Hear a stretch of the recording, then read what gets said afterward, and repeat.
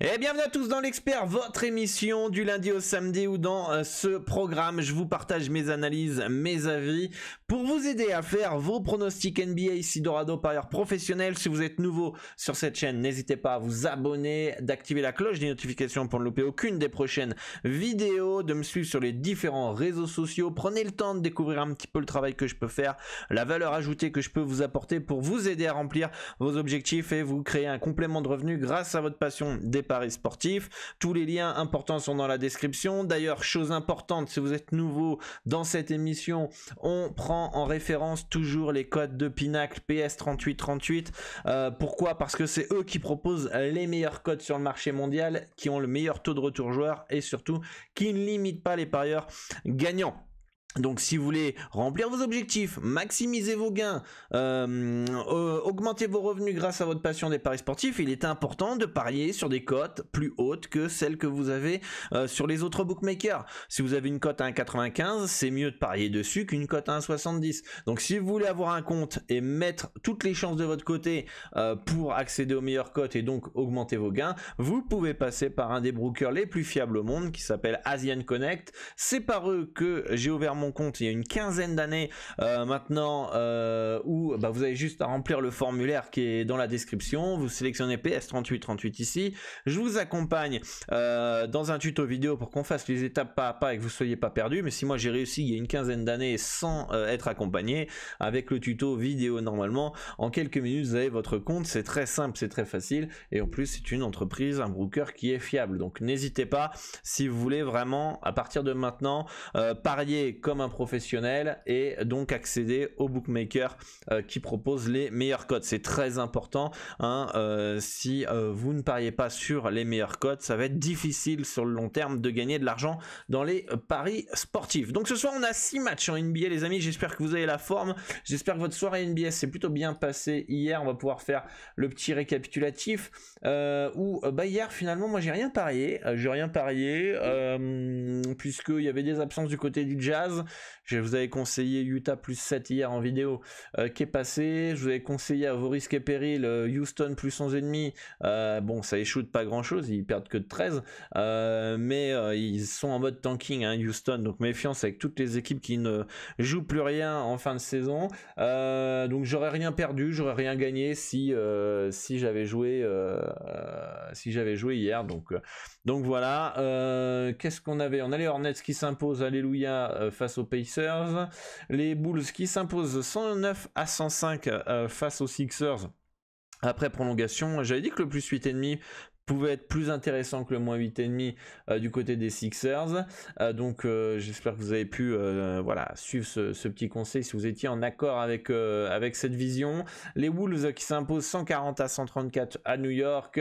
Les Grizzlies qui s'imposent 112-108 face aux Mavericks. Et donc le Jazz qui s'impose 128-120. Et les Warriors qui s'imposent 121-108 face aux Rockets. Donc ce soir on a 6 matchs au programme. On va pouvoir décortiquer tout ça match par match dès à présent avec la première rencontre entre le Magic et les Wizards, avec mes projections qui donnent une courte victoire de Washington 112-111. Les bookmakers donnent un match quasiment 50-50, 1,961, 1,943. C'est Orlando qui est très très très léger favori. Bon, ça se joue à quasiment rien là, même là au niveau de l'handicap, c'est Washington qui est favori par rapport à si on compare avec le moins 1. Donc là c'est un match 50-50, c'est un peu ce que me donnent mes projections, un match qui peut partir dans les deux sens pour ma part. Orlando à domicile peut être une équipe tout à fait redoutable, mais les Wizards aussi dans un bon soir avec du Bill, avec du Porzingis, etc. peuvent clairement aller gagner à Orlando. Je pense que sur le très très très long terme, c'est quand même mieux de partir sur du Orlando moins 1 à 1,99 que la victoire des Wizards à 1,961. Ça reste à l'extérieur, faut toujours donner un petit avantage à l'équipe à domicile. Est-ce que Washington est si meilleur que ça par rapport à Orlando? Je suis pas convaincu pour que le 1,96 là soit si intéressant. Pour moi, c'est un beau no-bet, hein, clairement. On va pas passer plus de temps dans cette rencontre. Les Hawks d'Atlanta qui partent logiquement et nettement favoris face à Détroit qui tank, qui joue plus rien, qui n'a plus d'enjeu et qui va essayer d'aller chercher le premier choix de draft. À Atlanta, ça va être très compliqué d'aller gagner. Mes projections donnent une victoire 124 à 111, donc une victoire de 13 points pour les Hawks qui seront privés de Dejounte Murray. Attention par rapport à ça, mais bon, même sans lui, normalement tu dois faire le taf chez toi face à Détroit qui est privé de peut-être Hampton questionable, Duren qui est forfait, Livers qui est questionable, Diallo forfait, Burks forfait, Bogdanovic forfait, Cunningham forfait, Stewart forfait. Voilà, il y a du monde qui est pas là. Les bookmakers donnent un écart de 14 points en faveur d'Atlanta. Pour moi, ça me paraît très bien placé. Pour moi, il n'y a aucune value dans ce match-là. Il n'y a absolument rien à faire, c'est un beau no-bet. Match suivant, c'est les Cavaliers de Cleveland qui reçoivent qui se déplacent à Brooklyn. Match où mes projections donnent une victoire 108 à 107 des Nets. Alors mes projections, ils sont à fond sur les Nets depuis le départ de Kyrie Irving et de KD, qui a pourtant finalement perdu ses deux meilleurs joueurs, mais a peut-être une équipe un peu plus saine. Les départs sont plus ou moins peut-être compensés par rapport à une meilleure alchimie, etc. Ils ont fait quelques perfs, on les a joués plusieurs fois depuis le départ de Kyrie Irving et KD. Je vous avoue que je sais pas si j'ai plus gagné que j'ai perdu, mais en tout cas je suis sûr que j'ai pas plus perdu que je n'ai gagné. Donc je pense que c'est soit léger négatif, soit léger positif, soit à l'équilibre, j'en ai aucune idée, mais en tout cas ce qui est une chose est sûre, c'est que je pense que les équipes sous-estiment, enfin les books, les parieurs sous-estiment Brooklyn, et ce soir ils reçoivent Cleveland. Mes projections donc donnent une victoire 108 à 107 pour les Nets. Pourquoi pas, ils peuvent très bien les gagner, ils peuvent très bien gagner à domicile, je serais pas surpris. Après, Cleveland a beaucoup plus de talent pour ma part, je pense. Dans cette rencontre, beaucoup plus de talent du côté des Cavs avec Mitchell, Garland, Mobley, Jarrett Allen qui est incertain, et ça c'est peut-être l'information qu'il faudra surveiller, parce que là je vous ai mis les Nets à 2,40, mais autant si Jarrett Allen il est là, alors est-ce que c'est toujours intéressant? Ça j'ai pas regardé. Je vais aller vite faire regarder, mais je pense pas, hein. Je pense que parce que Jarrett Allen c'est un des meilleurs joueurs au niveau de l'impact des Cavs, s'il est bien présent, il y a moyen que finalement les Nets soient plus du tout intéressants, et ce qui est plutôt le cas. Là je viens de changer ça peut toujours se jouer. Ça peut toujours se jouer. Ce serait une value qui serait très très fine, hein, sur les Nets. Donc vous pouvez tenter une petite cote à 2,40 si vous le souhaitez. Ce serait pas déconnant, même si Jarrett Allen est là. Mais c'est vrai que s'il est là, vaut mieux un no-bet, je pense. Vaut mieux un no-bet. S'il est pas là, ça se tente. S'il est pas là, ça se tente. C'est le meilleur rebondeur, c'est un des meilleurs en termes de ranking de l'équipe, si ce n'est le meilleur avec Donovan Mitchell. C'est un socle défensif, etc. Donc autant les Nets sont un coup à jouer s'il est pas là. S'il est là, je pense que ça me paraît bien placé. Voilà, c'est plus dans ce sens-là qu'il faut lire cette rencontre. Donc ça va être une info qui va être très importante à choper. Après, même si vous le prenez maintenant, vous spéculez qu'il est là, qu'il est pas là, etc. Vous jouez les Nets. Je pense pas que ce soit une énorme erreur. L'erreur, ça serait, il y aurait l'inverse d'un niveau des cotes et que vous parierez les Nets à 1,64. Là, ça serait une erreur. Mais à partir du moment que les Nets sont outsiders chez eux, je pense que ça me paraît pourquoi pas. Voilà, pourquoi pas. Ça peut se mettre une piécette. Dans tous les cas, ça peut être un match assez disputé, plus disputé que ce que les books peuvent penser. Donc voilà. Voilà pour moi dans ce match-là. Je me méfierais de ce match potentiellement piège pour Cleveland, hein, et tous ceux qui me disent comment expliquer. Mon équipe de cœur c'est les Cavs, hein, donc là il y a il n'y a aucun, on va dire, favoritisme de Cleveland pour Cleveland parce que c'est mon équipe de cœur et que voilà, moi en playoff cette année, je vais être au taquet sur derrière les Cavs et les Kings, les gars, et voilà quoi. Donc, mais voilà, vous pouvez voir que même si j'aime les Cavs, même si c'est mon équipe, je peux reconnaître que c'est un match potentiellement piège et que j'ai pas de favoritisme particulier. Je pourrais très bien dire ouais, les Cavs c'est trop fort, il y a trop de talent, ça va mettre une fessée à Brooklyn, aller chercher le moins 3,5. Non, si les stats me disent avec les projections que ça va être un match piège, ça va être un match piège. Je pense que Cleveland est une plus forte équipe, ça clairement, mais ça se confirme pas forcément dans les stats.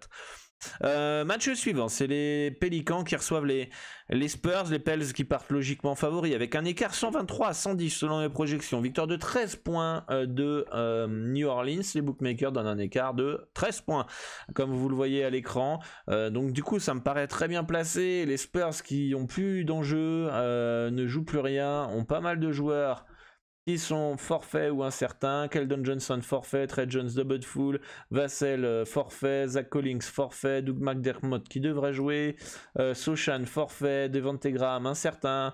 Ça fait quand même du monde là du côté de San Antonio. Ça me paraît compliqué de partir dessus. Pour moi ça me paraît très très bien placé et c'est là pour revenir par rapport à ça pourra peut-être étonner certains de voir Brooklyn favori selon mes projections, mais ça veut dire que si mes projections se sont plantées au niveau des Nets, ce qui est possible, hein, c'est pas des projections qui sont parfaites. Ça veut dire qu'ici je me suis planté aussi. Ici je me suis planté aussi. Ici je me suis planté ici. Ici je vais me planter. Voilà, donc c'est qu'à un moment donné, si les trois quarts, voire même plus, 90% de la map, elle est plutôt bien cotée par rapport aux meilleurs bookmakers au monde, et avec des limites max de mise sur un match qui sont quand même monstrueux, où ils n'ont pas peur de vous laisser miser du 30-40 000 euros sur un match, c'est que la cotation semble plutôt cohérente. Donc c'est là où ce qui fait que c'est très difficile de parier les championnats de masse, et notamment l'NBA, parce que c'est ajusté au millimètre près, à la cote près, au centime près. Les mecs qui pensent encore une fois que la NBA c'est facile à parier, non, rigolez, moi je rigole quand je vois ça.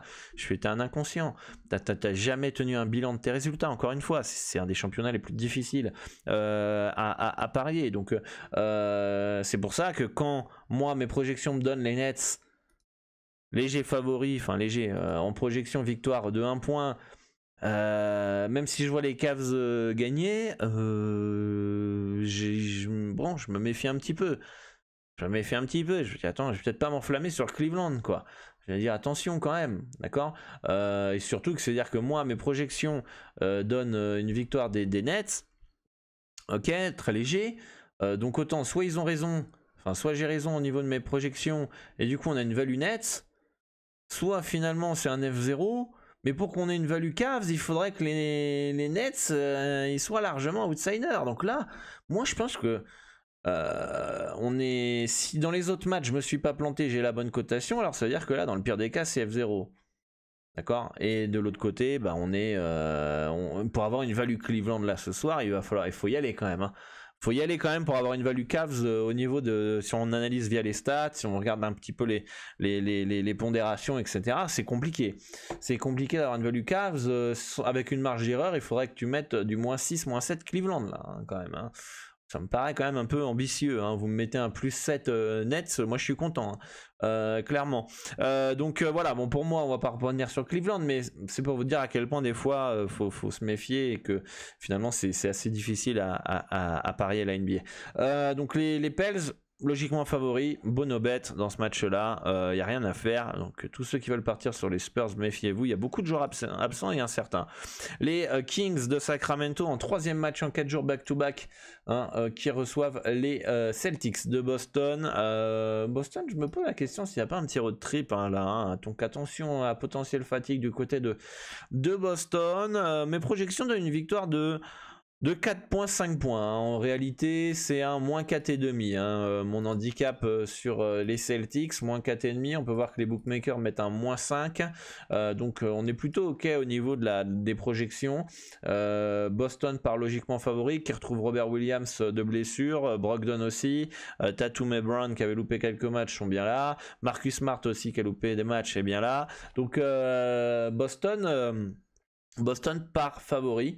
Je pense pas qu'on puisse mettre plus haut la cote de Boston, l'handicap de Boston à -7, -8, malgré le troisième match en 4 jours back-to-back des Kings. Je pense que là, ça me paraît très bien placé. Ça me paraît dangereux quand même de partir sur Sacramento qui revient de road trip finalement, puisqu'ils ont fait un gros déplacement sur la côte ouest pour revenir à Utah. Je l'avais dit hier, que ce déplacement là où ils avaient traversé tous les États-Unis pour aller au Jazz, pour aller jouer, que ça pouvait être un match piège hier, ça s'est confirmé avec la défaite des Kings, et ils se sont fait même bien dominer, hein. Donc là en plus tu vas le troisième match en 4 jours back-to-back, tu retrouves chez toi, tu as manque de repères, etc.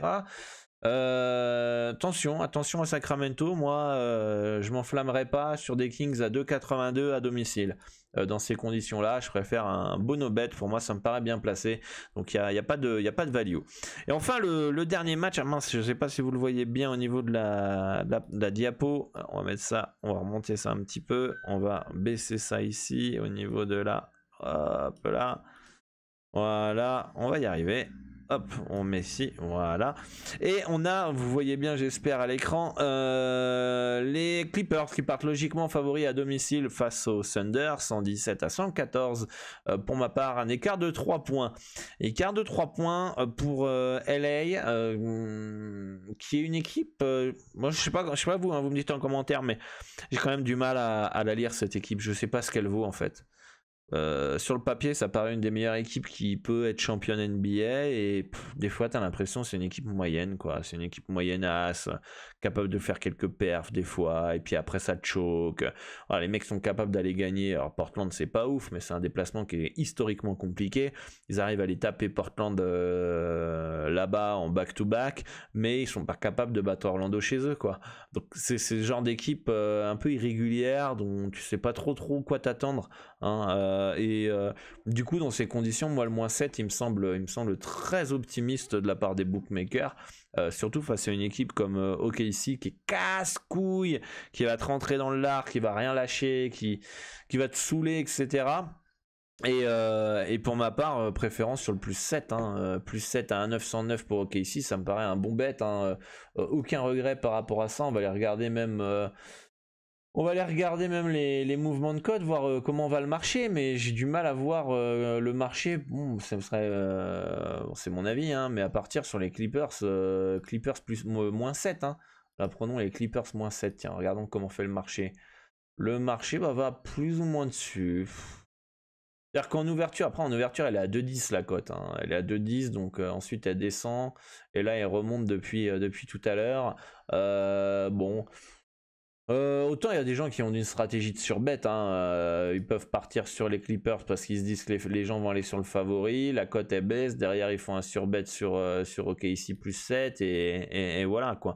Il y a peut-être des petites stratégies comme ça qui sont en place qui font que des fois il y a des équipes qui sont en ouverture directe, ils vont valider telle équipe. Ce serait marrant d'ailleurs d'aller voir. Là par exemple on a le -14, là. On va aller voir Atlanta au pif là, voilà, favori, bam, direct. Et parce que le marché a tendance d'aller plus sur les favoris que les outsiders. Ça, ils ont pas envie, ils aiment pas jouer contre des gros, hein. Donc voilà. Et pour moi, le +7 me semble un bon bet, hein. Ça me semble plutôt un H que OKC est capable de couvrir. Voilà. Faut faire un bon match, évidemment. Faut pas que les Clippers soient en feu, etc., etc. Mais au vu de la saison des deux équipes, je trouve OKC +7 intéressant. OKC +7 intéressant. Et vous avez aussi le under de 138 points qui peut être intéressant aussi pour ceux qui aiment avoir mon avis sur les over-under. Je ne vais pas détailler plus les analyses parce que c'est plus mon algorithme qui me dégage les tendances, et j'ai pas forcément d'analyse sur ça, et c'est pas mon expertise non plus. Donc du coup voilà, je vous donne uniquement le cut under 238 qui pourrait être intéressant selon mon algo, over under, et voilà quoi les amis. Donc dites-moi en commentaire ce qui vous intéresse les amis, hein, et puis avec plaisir je lirai vos commentaires, je répondrai à vos commentaires si j'ai le temps. On a un gros programme, hein, qui arrive, hein. Ça y est, on a la NBL1, donc l'Australie State qui démarre, on a le Salvador, on a la Bolivie, on a le Porto Rico qui va commencer, on va avoir la WNBA qui va arriver aussi. Qu'est-ce qu'on va avoir? On a la Colombie aussi.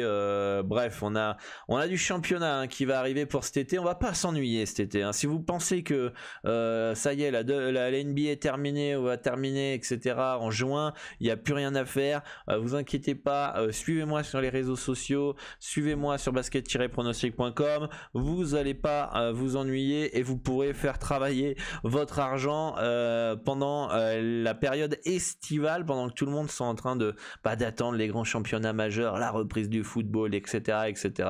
Nous, on va prendre les values sur des marchés de niche et on va prendre de l'argent. On va pas la laisser sur la table. D'ailleurs l'été dernier, on a fait un énorme été monstrueux avec d'excellents résultats. J'ai plus les chiffres en tête, mais c'est du 20-38 par mois, monstrueux comme période. Et j'avais dit aux gens, mais profitez-en, il y a de l'argent sur la table l'été, attendez pas la NBA, attendez pas les grands championnats, la Ligue des Champions, allez chercher l'argent là où il est, parce que voilà, faut pas rater des opportunités. Et malheureusement, il y en a qui ont attendu les championnats majeurs, la Ligue des Champions, la Ligue 1 et tout ça, la NBA, et finalement, comme d'hab, c'est beaucoup plus compliqué de parier ces championnats-là que les championnats un peu plus de niche. D'ailleurs, j'ai une énorme value en Salvador que vous avez partagé en grosse confiance sur le site. Ça sert à rien d'aller actuellement sur le site pour ce pronostic-là, puisque la cote elle a énormément chuté. Du coup, je l'ai retiré du site en grosse confiance. Donc voilà, mais on va espérer que ça passe. Je crois que c'est aujourd'hui le match. Ou demain, je suis plus, je suis un peu perdu avec le décalage horaire, mais voilà, on a une énorme value. Je crois qu'on a 10 points d'avance au niveau du handicap, et c'est ça en fait l'avantage d'avoir des marchés de niche. Et je vous invite fortement, ces petits conseils pour terminer cette émission, à sortir de votre zone de confort et d'essayer si vous êtes dans le tennis, d'aller sur des petits tournois, si vous êtes dans le foot, d'aller faire la 4e division espagnole, de faire un maximum de championnats possible. Ça va vous permettre de lisser la variance, ça va vous permettre aussi d'avoir d'autres opportunités, et puis prendre de l'argent là où il y en a en fait, tout simplement. Donc voilà les amis, pour le petit conseil express, je vous dis à demain pour une nouvelle vidéo, et je vous souhaite bonne chance pour vos pronostics. À très très vite, merci pour le soutien, like, commentaire, partage, et à demain pour une nouvelle vidéo.